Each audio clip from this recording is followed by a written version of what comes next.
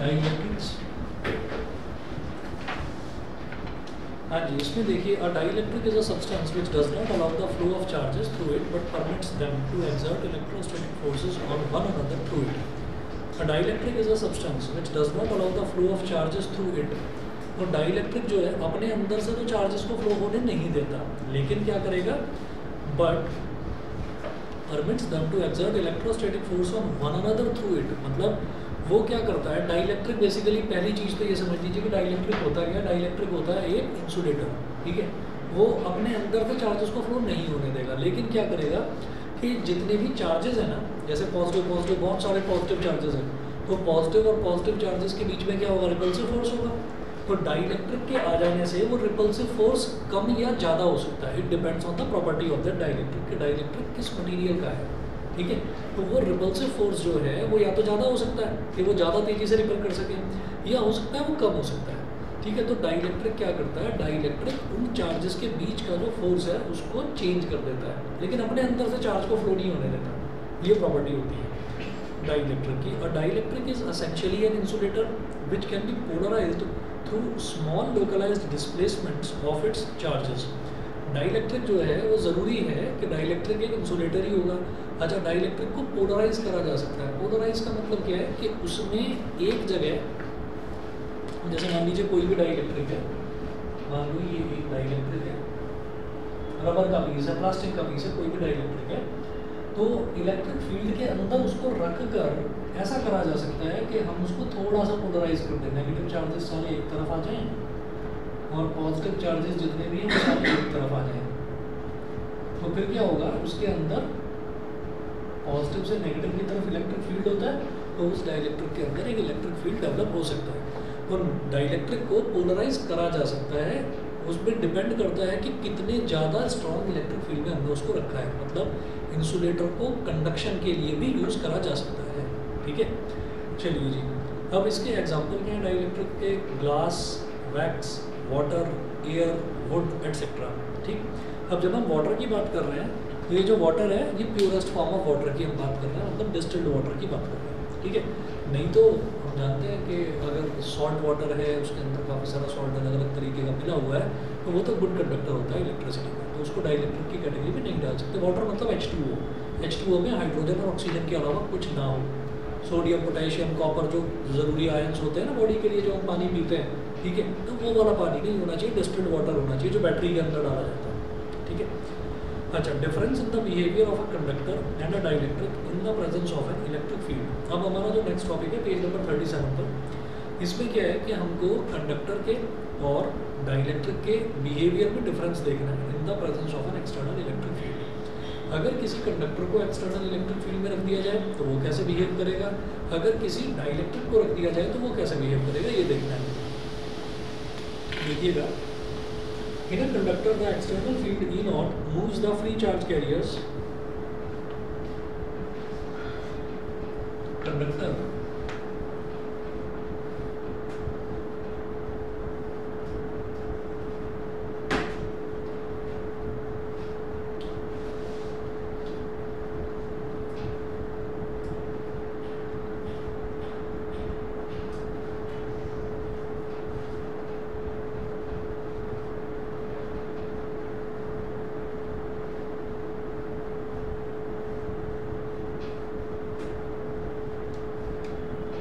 E naught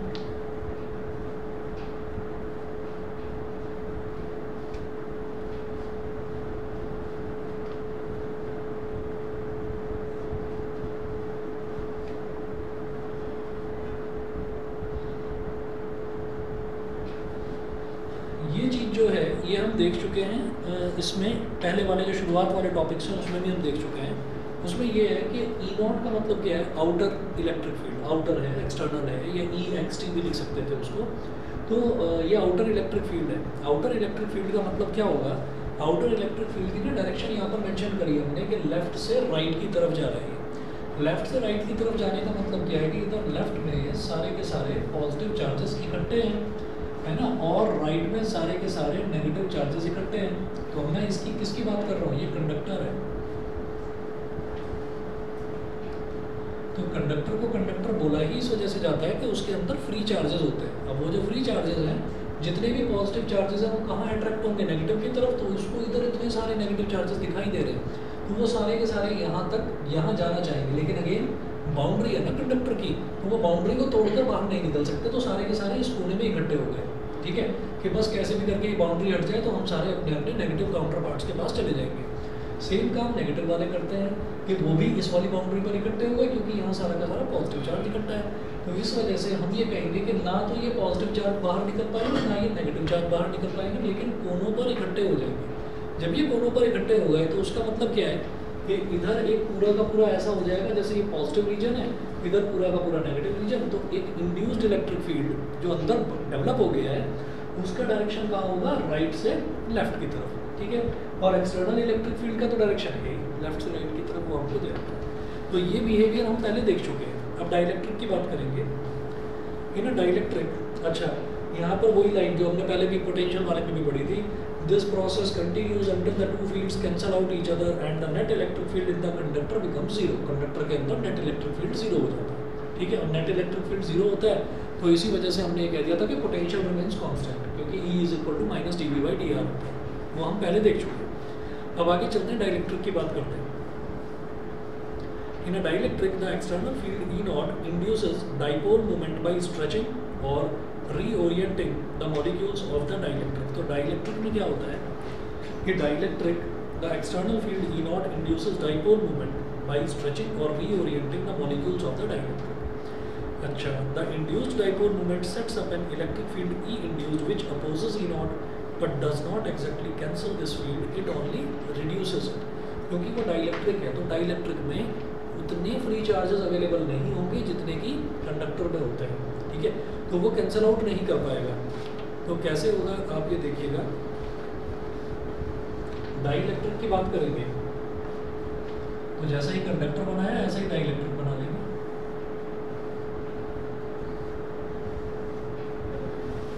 ठीक है, external electric field उतनी ही इंटेंसिटी का जितना हमने कंडक्टर के केस में रखा था, E नॉट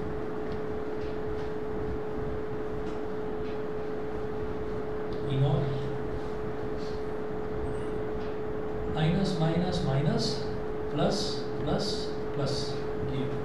तो हमने कहा कि जो E नॉट है, E नॉट की डायरेक्शन तो ये होगी, और जो E इंड्यूस्ड है, E इंड्यूस्ड की डायरेक्शन ये होगी। ठीक है, तो होता क्या है कि जब मैं इसकी बात कर रहा हूँ डाइलेक्ट्रिक की,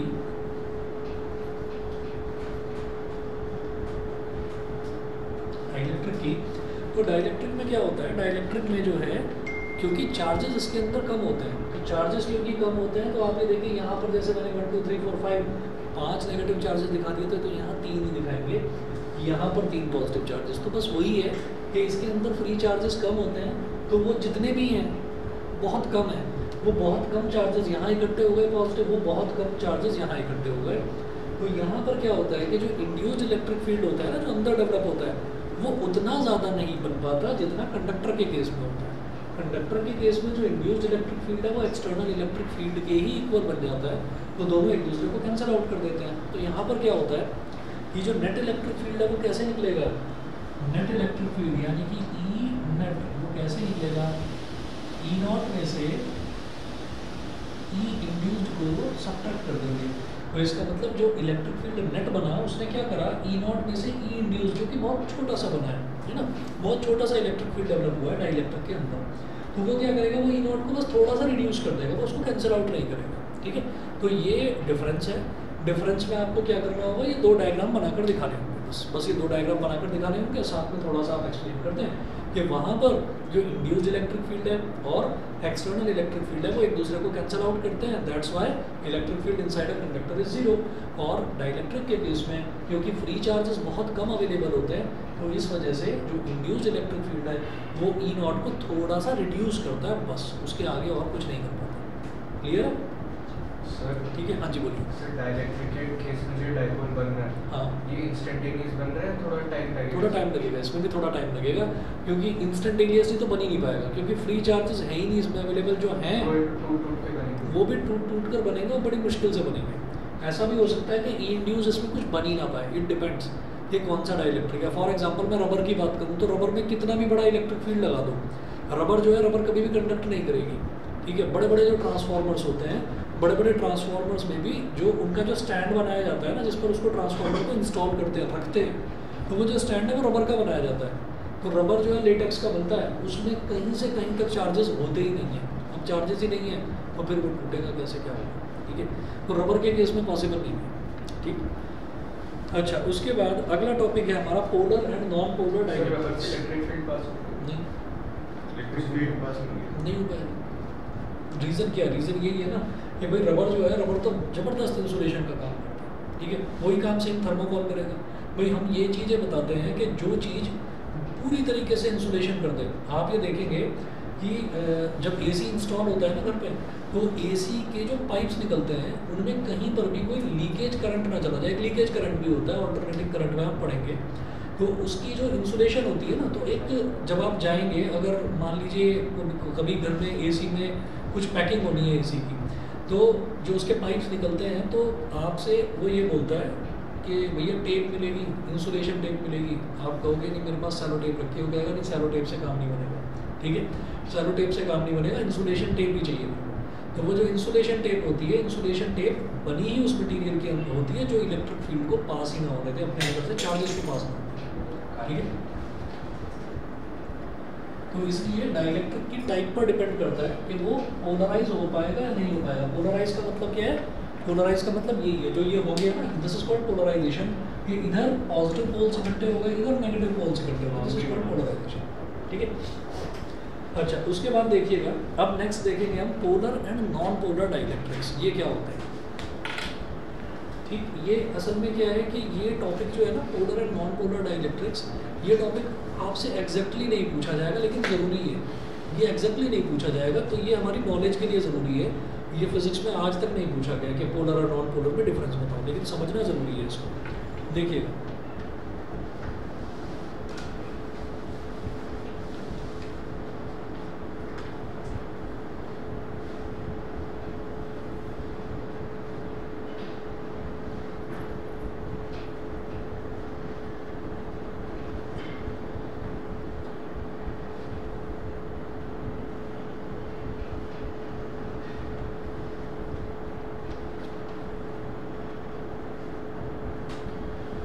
अच्छा, ये वाला जो हफ्ता है, या तो ये वाला हफ्ता या फिर अगला हफ्ता जो है, किसी भी दिन बीच में ना मेरे को इंस्टेंटली छुट्टी करनी पड़ सकती है। इट डिपेंड्स कि रिजल्ट किस दिन आएगा। किसी भी दिन ना रिजल्ट आ सकता है 10th और 12th का, ठीक है। तो उस दिन एक छोटा सा ना फंक्शन करता हूँ, तो इस वजह से मैं आपको जिस दिन रिजल्ट आएगा आप समझ जाना कि उस दिन की छुट्टी होगी। मैं हालांकि मैसेज भी डालूंगा, ठीक है। तो उस चीज़ के लिए प्रिपेयर रहना। हो सकता है कल ही आ जाए, हो सकता है परसों आ जाए, तो जैसा भी होगा मैं बता दूँगा, ठीक है। चलिए ये देखिएगा, polar and non polar dielectrics, इसमें है a molecule in which the centre of mass of positive charges यानी कि protons does not coincide with the centre of mass of negative charges मतलब electrons is called a polar molecule. The dielectrics made of polar molecules are called polar dielectrics. तो इसमें ऐसा होता है, a molecule in which the centre of mass of positive charge, centre of mass of positive charge और centre of mass of negative charge जिसमें coincide नहीं करता, ठीक है। कोइंसाइड का मतलब क्या है, देखिएगा एग्जांपल ऑफ पोलर मॉलिक्यूल्स,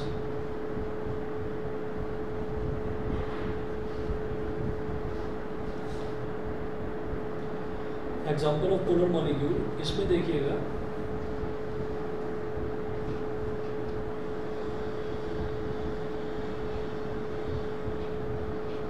एक तो HCl है, ठीक है, और एक है H2O, HCl और H2O। तो in which the center of mass of positive charges does not coincide with the center of mass of negative charges is called a polar molecule। HCl में क्या होगा, हमने ये कहा कि ये मान लीजिए ये मॉलिक्यूल, ये हाइड्रोजन मॉलिक्यूल है, हाइड्रोजन है, अच्छा, और इधर हमने बोल दिया ये दूसरा है क्लोरीन, क्लोरीन, अब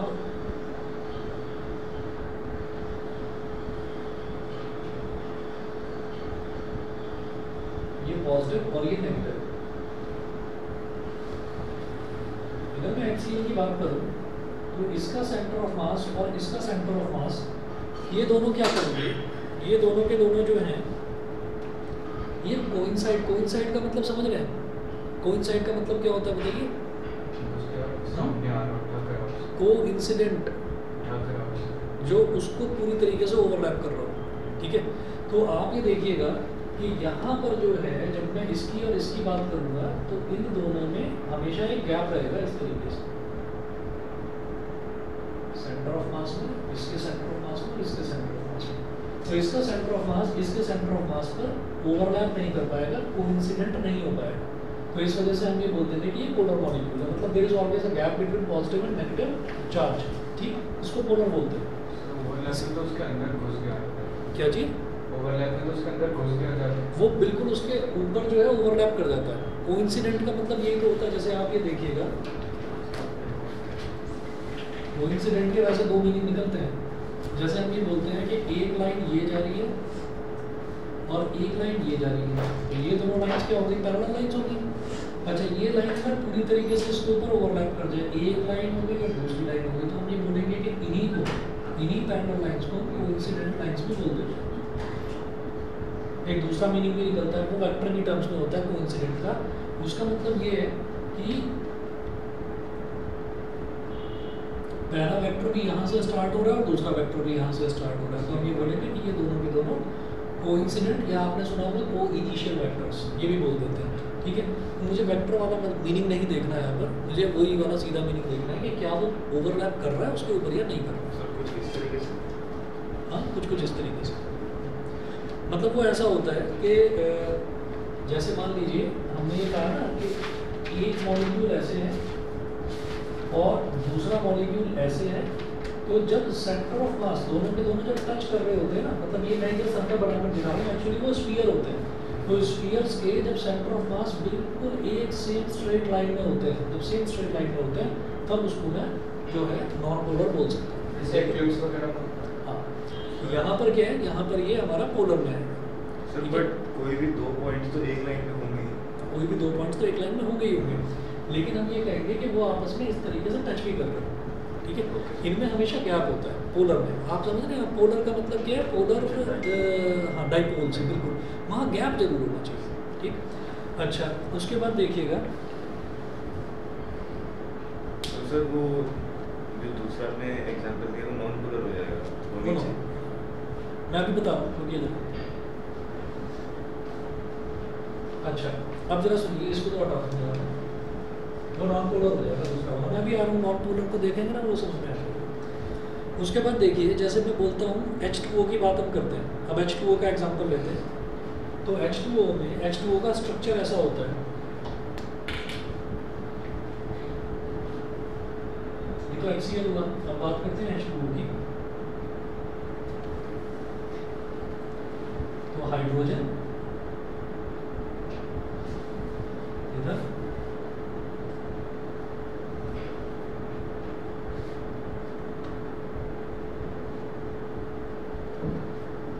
ये हाइड्रोजन का सेंटर ऑफ मास, ये इस वाले हाइड्रोजन का सेंटर ऑफ मास। अच्छा, अब इन दोनों का सेंटर ऑफ मास हमने यहाँ पर ज्वाइन कर दिया, इन दोनों का सेंटर ऑफ मास ज्वाइन कर दिया। ज्वाइन करने का मतलब हमारा मकसद हमारा क्या है कि इन दोनों का जो सेंटर ऑफ मास है, क्योंकि ये भी पॉजिटिव है और ये भी पॉजिटिव है, तो उन्होंने बोला क्या, डेफिनेशन एक बार समझिए। उन्होंने बोला अ molecule in which the centre of mass of positive charges does not coincide with the center of mass of negative charges। तो center of mass of positive charges, तो positive charges ये है, एक तो H है और एक H है, और जो O है वो पीछे की तरफ है, O ऐसे बनता है।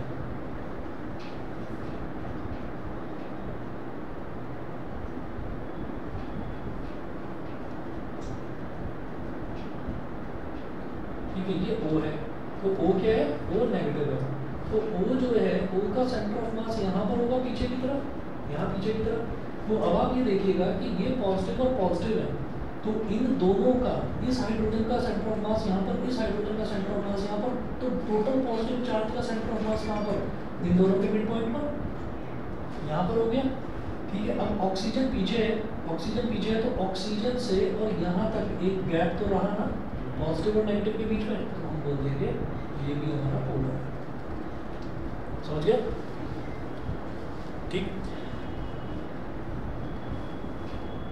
दोनों पोलर होंगे, दोनों पोलर होंगे, ये भी पोलर है, पोलर पोलर की बात कर रहा हूँ, अभी नॉन पोलर पर आऊँगा मैं। बताइए भाई, क्लियर है? ऑनलाइन वाले बता दें। Yes sir. ठीक है, यस सर। ठीक है जी। उसके बाद देखिएगा,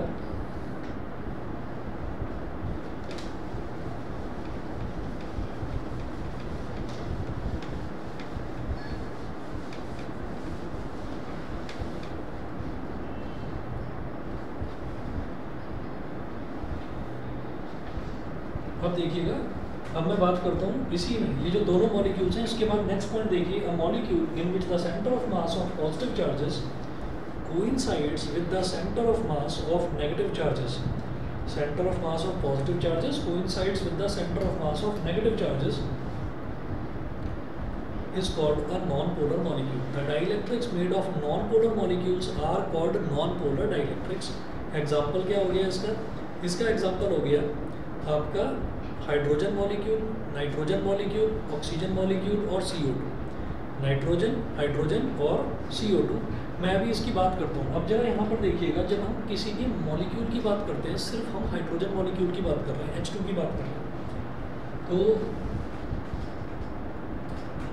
नॉन पोलर, तो नॉन पोलर में हाइड्रोजन छोड़ो, सबसे पहले CO2 की बात करेंगे। Carbon dioxide non polar molecule होता है। ये कैसे होता है नॉन पोलर? हमने ये कहा कि कार्बन डाइऑक्साइड जो है वो कैसे बनेगा,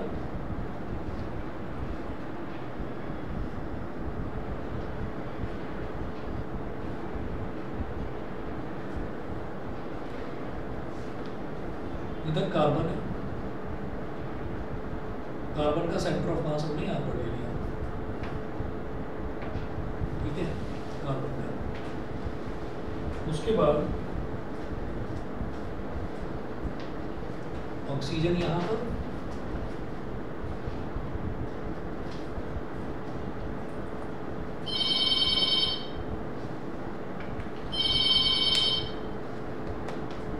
एक मिनट वेट कीजिए।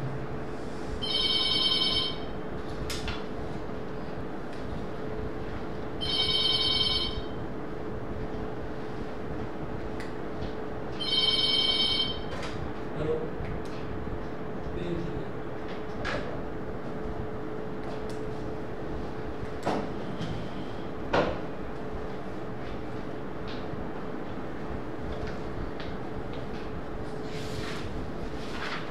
अच्छा, ये जो कार्बन होता है, कार्बन की वैलेंसी पॉजिटिव होती है नेगेटिव होती है? पता नहीं सर, कह नहीं सकते।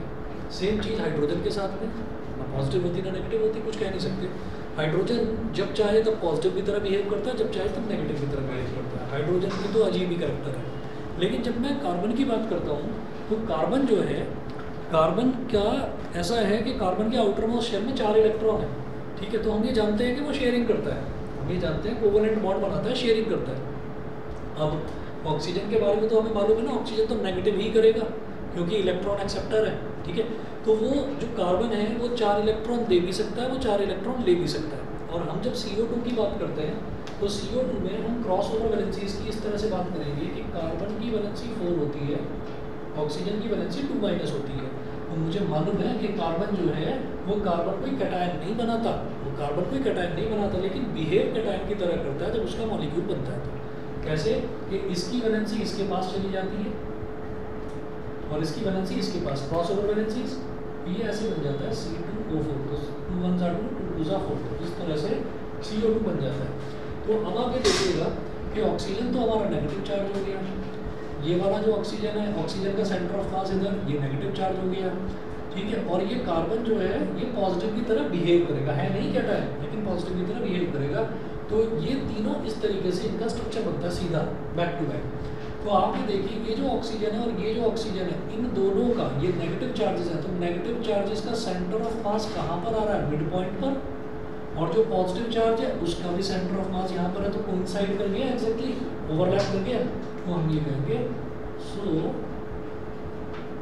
P is equal to 0। तो यहाँ पर जो पॉजिटिव और नेगेटिव चार्जेस का जो सेंटर ऑफ मास आया उनके बीच में कोई डिस्टेंस ही नहीं है मामूली सा भी। अब जब डिस्टेंस है ही नहीं तो फिर वो पोलर पोलैरिटी तो डाइपोल तो बन ही नहीं पाया, तो उसी को क्या बोल देते हैं, non polar. So P is equal to 0, therefore it is non polar, therefore it is non polar. ठीक है, अच्छा अब ऐसे ही मैं H2 की बात करता हूँ।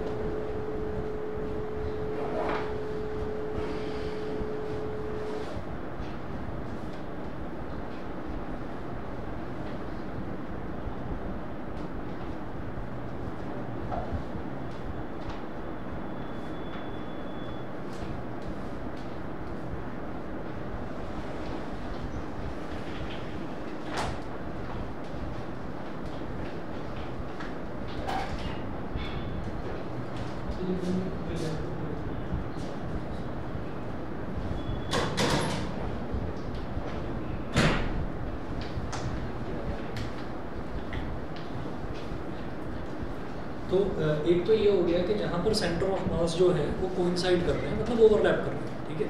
तो यहाँ पर तो हमने बोल दिया कि हाँ चलिए ये नॉन पोलर है, ठीक। अच्छा ऐसे ही दूसरा, अगर मान लीजिए मैं H2 की बात कर रहा हूँ, मान लो हमने बोला H2 है, तो H2 जो है मैंने ये कहा कि ये हाइड्रोजन है इधर पॉजिटिव, इसका सेंटर ऑफ मास, ये हाइड्रोजन है इधर पॉजिटिव, इसका सेंटर ऑफ मास, ठीक है। दोनों को हमने, इनका सेंटर ऑफ मास यहाँ पर आ गया, यहाँ कोई नेगेटिव चार्ज है ही नहीं, यहाँ जब कोई नेगेटिव चार्ज है ही नहीं, सिर्फ पॉजिटिव ही चार्ज है, तो क्या डाइपोल बनेगा? नहीं बन पाएगा। तो यहाँ पर भी क्या डाइपोल मोमेंट है 0, तो ये भी नॉन पोलर की कैटेगरी में आ गया, ठीक है। तो पोलर कौन से हो गए? पोलर वो हो गए, पोलर में क्या होगा, पोलर में पॉजिटिव और नेगेटिव के बीच में जो है गैप रहेगा, वो कोइंसाइड नहीं करेंगे, मैच नहीं करेंगे, एक दूसरे के ऊपर ओवरलैप नहीं करेंगे। यहाँ पर भी देख लीजिए पॉजिटिव का जो सेंटर हो गया, सेंटर ऑफ मासेस का सेंटर कहाँ पर आ गया, इनका दोनों का मिड पॉइंट, ठीक है। और फिर इसको O से हमने देखा तो ये दोनों भी जो है ओवरलैप नहीं कर रहे हैं, मतलब कोइंसाइड नहीं कर रहे हैं। यहाँ पर पूरी तरीके से इन दोनों का, नेगेटिव वालों का जो सेंटर ऑफ मास है वो बिल्कुल सेंटर में आ गया, और वहीं पर इस पॉजिटिव वाले का सेंटर ऑफ मास है, तो ये आपका नॉन पोलर हो गया। और यहाँ पर जहाँ पर है ही सिर्फ पॉजिटिव पॉजिटिव, ठीक ऐसे ही आप ऑक्सीजन की बात कर सकते हैं। हम ये कहेंगे ऑक्सीजन भी सिंगल तो एग्जिस्ट करता नहीं, डाई एटॉमिक स्टेट में एग्जिस्ट करता है। तो अगर मैं O2 की बात करूँ तो O2 में भी वही कहानी होगी, O2 में भी, ठीक है, वो बनाकर दिखाने की जरूरत तो नहीं, समझ गए ना। वहाँ पर क्या होगा, वहाँ पर दोनों नेगेटिव नेगेटिव होंगे, वो होगा क्या कि भाई पॉजिटिव चार्ज है ही नहीं तो डाइपोल बन ही नहीं रहा है, जब डाइपोल बन ही नहीं रहा है तो फिर ठीक है। चलिए जी, इसके बाद हम देखेंगे पेज नंबर 39 पर आ जाइए। पेज नंबर 39 पर है polarisation of a non polar dielectric in an external electric field, ठीक है। अच्छा, जो पोलर डाइलेक्ट्रिक है, पोलर डाइलेक्ट्रिक में तो डाइपोल बन गया ना, उसमें तो डाइपोल बन गया, तो उसको आप क्या पोलराइज करोगे, वो तो पोलर ही है। नॉन पोलर को करा जाता है, नॉन पोलर को पोलराइज करा जाता है।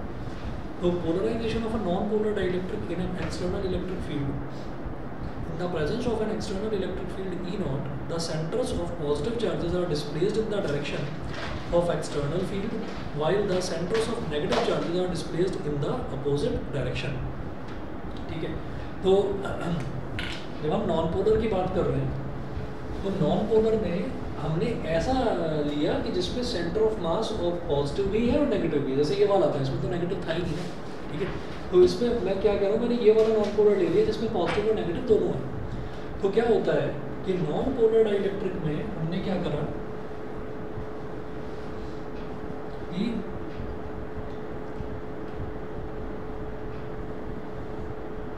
पॉजिटिव और ये नेगेटिव,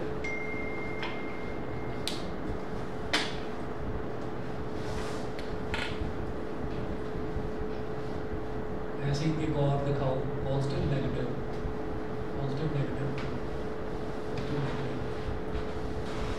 पॉजिटिव नेगेटिव, ये हो गया। यहाँ पर लिख दीजिए E naught is equal to 0, E naught is equal to 0। E naught is equal to 0 का मतलब क्या है कि आपने जो आउटर इलेक्ट्रिक फील्ड लगाया, जो एक्सटर्नल इलेक्ट्रिक फील्ड लगाया, वो आपने अप्लाई करा ही नहीं है अभी तक। आपने एक्सटर्नल इलेक्ट्रिक फील्ड नहीं लगाया है, तो ये पॉजिटिव नेगेटिव साथ साथ रहेंगे, पॉजिटिव नेगेटिव ओवरलैप कर रहे हैं ना, तो पॉजिटिव नेगेटिव साथ साथ रहेंगे नॉन पोलर में, ठीक। अच्छा, फिर जब आपने क्या करा, अब आपने एक्सटर्नल इलेक्ट्रिक फील्ड लगा दिया, तो आप यहाँ पर लिखेंगे E naught is not equal to 0। अब आपने एक एक्सटर्नल इलेक्ट्रिक फील्ड अप्लाई करा, तो एक्सटर्नल इलेक्ट्रिक फील्ड अप्लाई करते ही फिर क्या होगा, इनकी ना शेप ऐसे चेंज हो जाएगी, minus plus minus plus minus plus,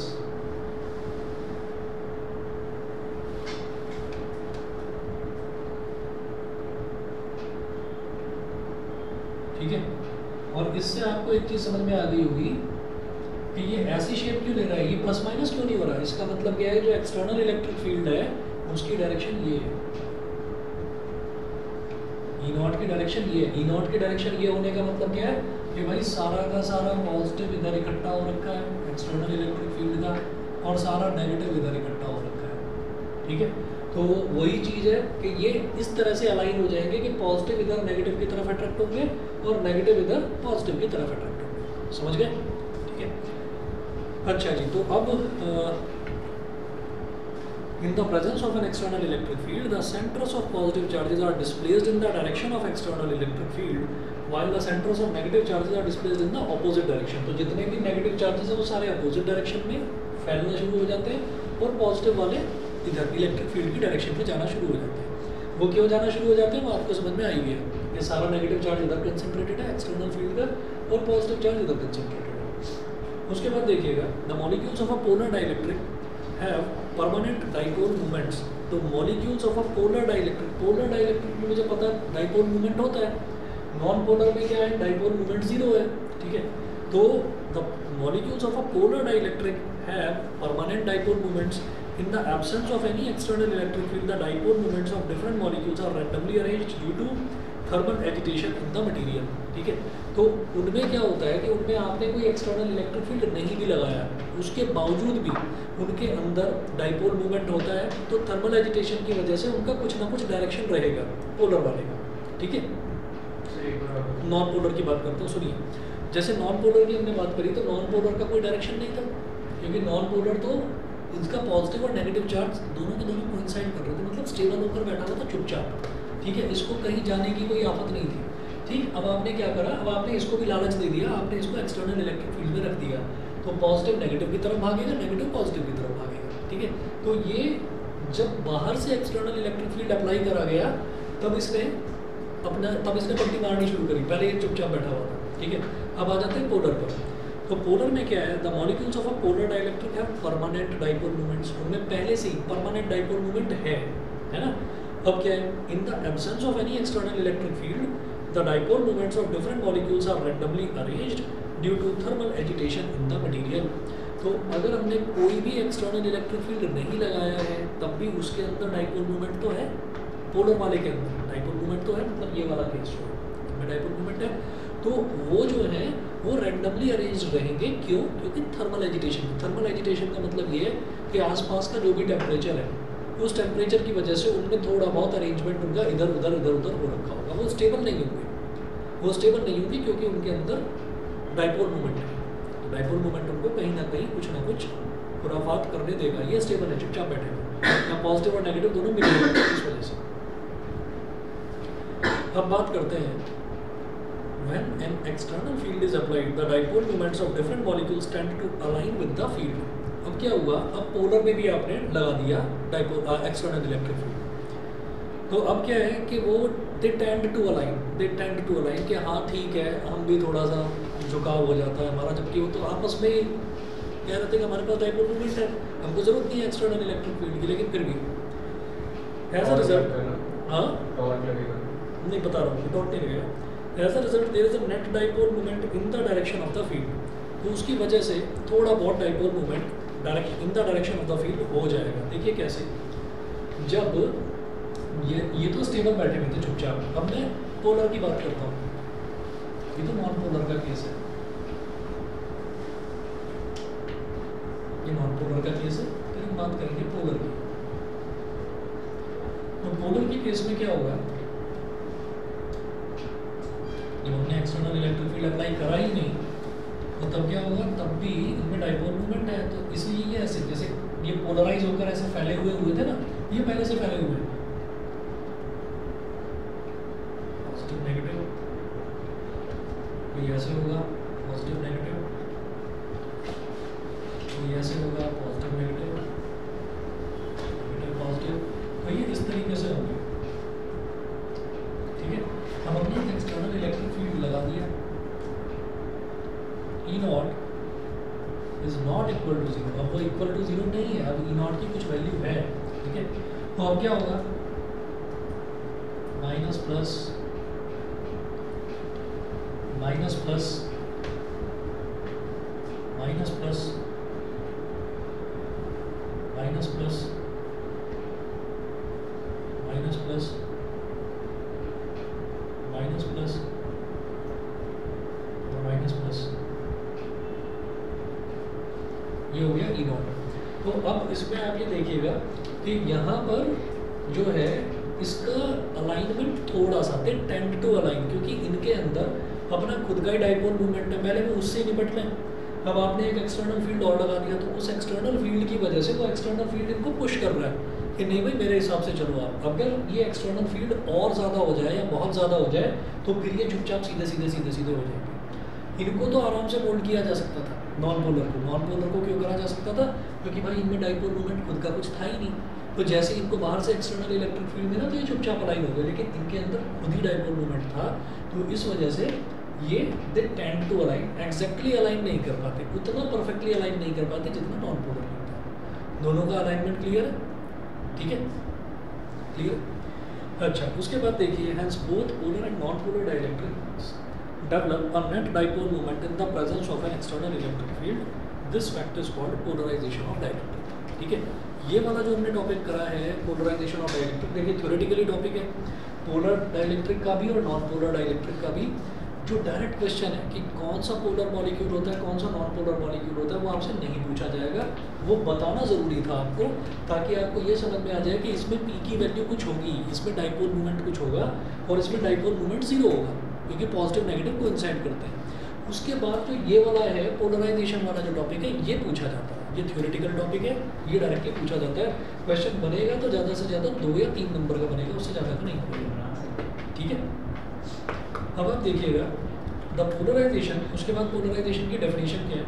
the polarisation P vector is defined as the dipole moment per unit volume and its magnitude is usually referred to as the polarisation density.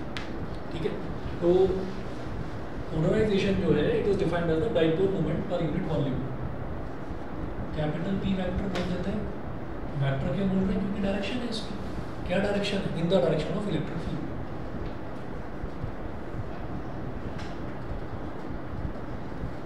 ये होता है dipole moment per unit volume. तो volume से divide कर दीजिए dipole moment को, तो आपके पास पोलराइजेशन आ जाएगा। इसको जो है पोलराइजेशन को सिंपली या तो पोलराइजेशन बोल देते हैं या पोलराइजेशन डेंसिटी भी बोल देते हैं। ठीक है, उसके बाद देखिएगा नेक्स्ट जो टॉपिक है वो है polarisation of dielectric reduces the electric field inside the dielectric. ये वाला अगेन ये वाला सिर्फ समझना है आपको। ठीक है, ये वाला जो टॉपिक मैं बता रहा हूँ ये सिर्फ समझना है। क्यों? क्योंकि हमारे सिलेबस में एक तो पोलराइजेशन है, पोलराइजेशन बस इतना ही है और कुछ नहीं करना है इसमें। उसके बाद जो है वो ये है कि अगर हम किसी कैपेसिटर के बीच में एक डाइलेक्ट्रिक इंड्यूस करें तो उसके कैपेसिटर पे क्या फ़र्क पड़ता है? एक्चुअली उसकी कैपेसिटी बढ़ जाती है, उसकी कैपेसिटी बढ़ जाती है, मतलब चार्ज और ज़्यादा अच्छे से वो स्टोर कर सकता है अपने आप को। तो ये वाला जो टॉपिक है, ये वाला टॉपिक सिर्फ समझने के लिए डायरेक्टली तो पूछा नहीं जाएगा क्योंकि सिलेबस में नहीं है। ठीक है, लेकिन इसकी ज़रूरत पड़ेगी। टॉपिक क्या है कि polarisation of dielectric reduces the electric field inside the dielectric. तो पोलराइजेशन जब हम करते हैं ना किसी भी डाइलेक्ट्रिक का, तो वो क्या करता है? डाइलेक्ट्रिक के अंदर इलेक्ट्रिक फील्ड को रिड्यूस कर देता है, कम कर देता है। ठीक है, अच्छा कैसे करता है वो देख लीजिए। Consider a rectangular dielectric slab placed in a uniform electric field vector E naught vector acting parallel to its faces as shown in figure A. इसका स्टेट ऑफ किसका? स्टेट ऑफ मैटर ऑफ इसका dielectric. Dielectric का कुछ भी हो सकता है, solid भी हो सकता है, लिक्विड भी हो सकता है, गैस नहीं होगा, गैस नहीं होगा। सॉलिड के एग्जांपल्स क्या हैं? नहीं अच्छा ये जैसे हमने एग्जांपल लिया, हाँ सॉलिड का भी हो सकता है, लिक्विड का भी हो सकता है, दोनों में से किसी का भी हो सकता है।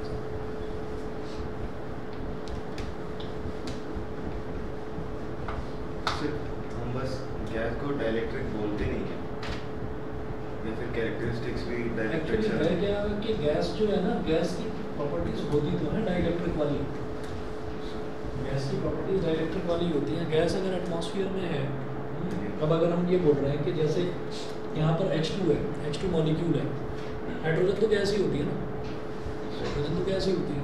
अब ये CO2 है, CO2 तो गैस ही होती है ना, ठीक।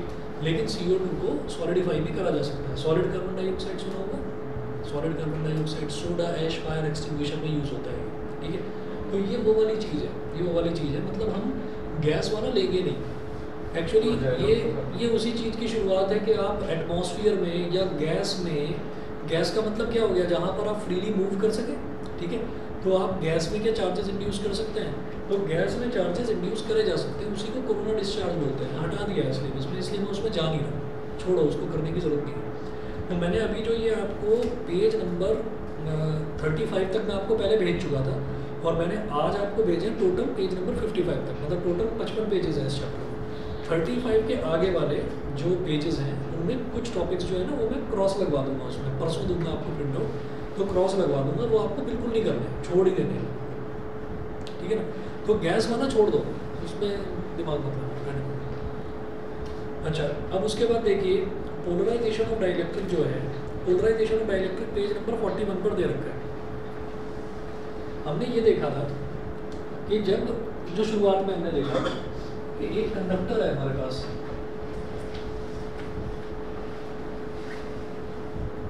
ठीक है, इसको पूरा डिटेल में नहीं करा रहा हूँ, बस इसका जिस्ट बता रहा हूँ, ठीक है। तो एक कंडक्टर है हमारे पास, कंडक्टर में हमने देखा था कि ये E0 है, ये E0 है, ये भी E0 है, इधर सारा का सारा नेगेटिव नेगेटिव नेगेटिव ऐसे, पॉजिटिव पॉजिटिव पॉजिटिव पॉजिटिव ये ऐसे इकट्ठा हो गया। हमने देखा था इसके अंदर जो नेट इलेक्ट्रिक फील्ड था E, वो 0 हो गया, ठीक है, 0 हो गया था electric field, net electric field 0 हो गया। अच्छा, जो डाइलेक्ट्रिक है डाइलेक्ट्रिक को जब हम पोलराइज करते हैं, पोलराइज करने का मतलब क्या है भाई, कुछ नहीं, डाइलेक्ट्रिक को उठाकर एक इलेक्ट्रिक फील्ड में रख दिया, ठीक है। तो अगला केस मैंने डाइलेक्ट्रिक का देखा था, उसमें हमने कहा था उसने उसको इलेक्ट्रिक फील्ड बस रिड्यूस करा है, जीरो नहीं करा, समझ गए।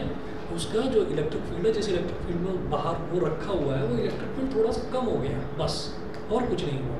तो ये जो टॉपिक है ये वाला पेज नंबर 40 पर, ये polarisation of dielectric reduces the electric field inside the dielectric, तो डाइलेक्ट्रिक के अंदर वाला इलेक्ट्रिक फील्ड रिड्यूस हो जाता है, बस इसको यही करना है और कुछ नहीं करना, ये वही सेम चीज़ है। जैसे जो कैपेसिटेंस बढ़ जाएगी, हाँ, वो कैसे बढ़ेगी वो हम प्रूव करेंगे, उसका प्रूव है सिलेबस में। अब ऐसे पेज नंबर 41 पर है reduced field inside a dielectric. तो reduced field inside a dielectric जो है, इसको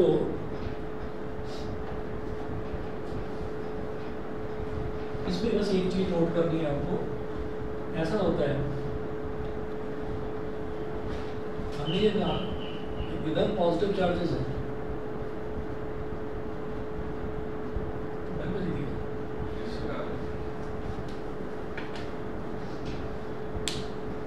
सबको फिजिक्स के टाइम पर ही आना होगा।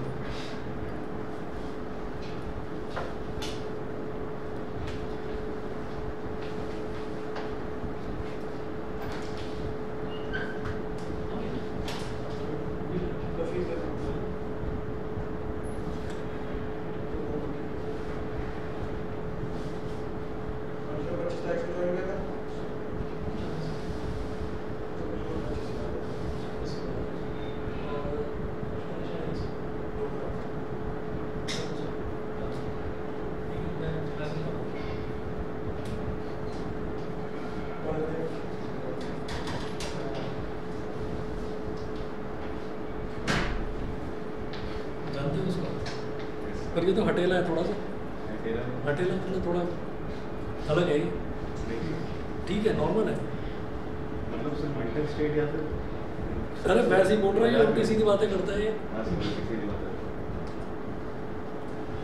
मुझे लगा आप कह रहे कि इसे मेंटल कंडीशन में, अरे नहीं, मतलब प्रॉब्लम ये है कि जो मैंने फेस करी 11th में था ये मेरे पास, 11th में था जो, तो अब पढ़ रहा है, पढ़ते पढ़ते कहा कि हाँ सर वो कॉनिक सेक्शन मेरा हो गया, लिमिट्स एंड डेरिवेटिव्स हो गया, पूरा रात भर में जागा और मैंने कर डाला सब कुछ, ठीक है। ये आज की बात हुई है, 2 दिन बाद पेपर है, अब पेपर से 1 रात पहले कह रहा सर सब भूल गया, कुछ नहीं आता, ऐसा हो सकता है क्या? इससे भी कॉलेज में है अभी तो। हाँ, अब तो कॉलेज में है, तो JSS में है, मैं तो इससे पूछता हूँ तेरा JSS में हुआ कैसे? बहुत टॉप का कॉलेज है, बहुत टॉप का कॉलेज।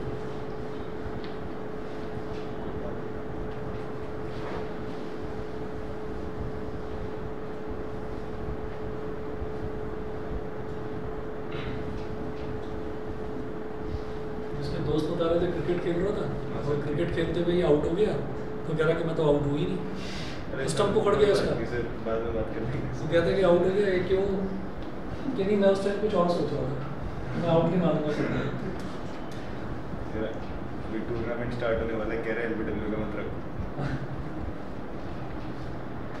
अच्छा देखिए यहाँ पर क्या हुआ कि ये जो पोर्शन है, ये वाला पोर्शन, जिसको हमने बोल दिया डाइलेक्ट्रिक स्लैब, डाइलेक्ट्रिक का स्लैब का मतलब क्या है कि कोई एक टुकड़ा इसमें इंड्यूस कर दिया, बस बस बस बस। अब जो एक्सटर्नल इलेक्ट्रिक फील्ड है, एक्सटर्नल इलेक्ट्रिक फील्ड तो ये हो गया E0, ठीक है, और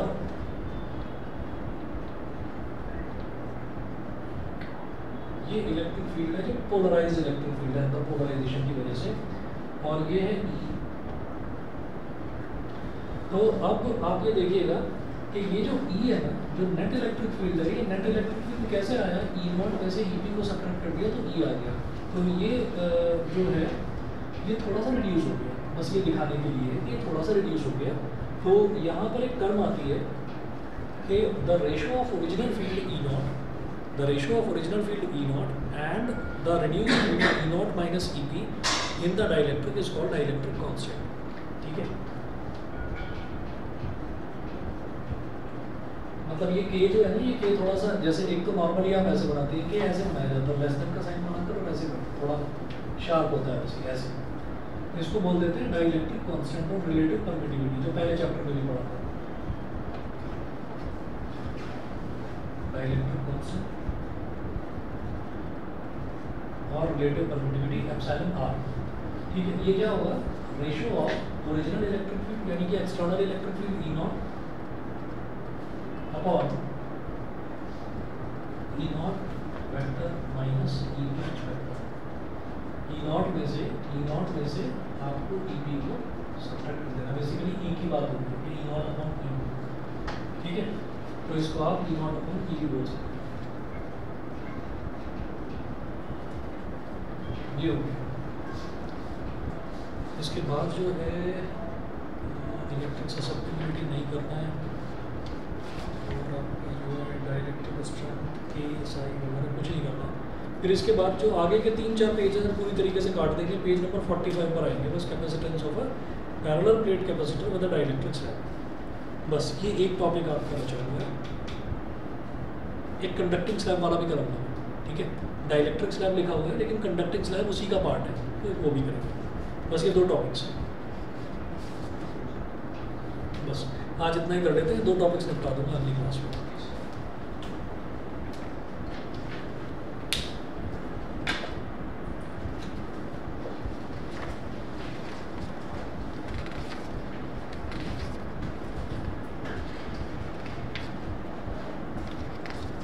सर वो जो EP से इलेक्ट्रिक फील्ड टकरा रही है वो E नॉट ही है ना? नहीं, ये मैं बताता हूँ ये क्या करना है। एक मिनट,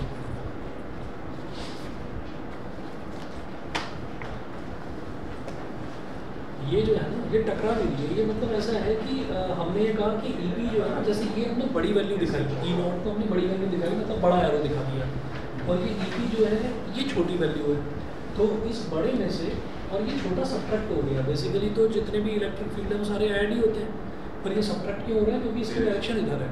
तो ये E नॉट माइनस EP अगर हम करेंगे तो ये जो E नॉट है ये रिड्यूस होकर इतना सा रह जाएगा, ये वो दिखा रहा है। ठीक है, मतलब इसमें से ये सब्ट्रैक्ट हो रहा है, इसमें से ये समझ गए। ठीक, चलिए जी, तो आज इतना ही करते हैं, बाकी नेक्स्ट क्लास में करते हैं।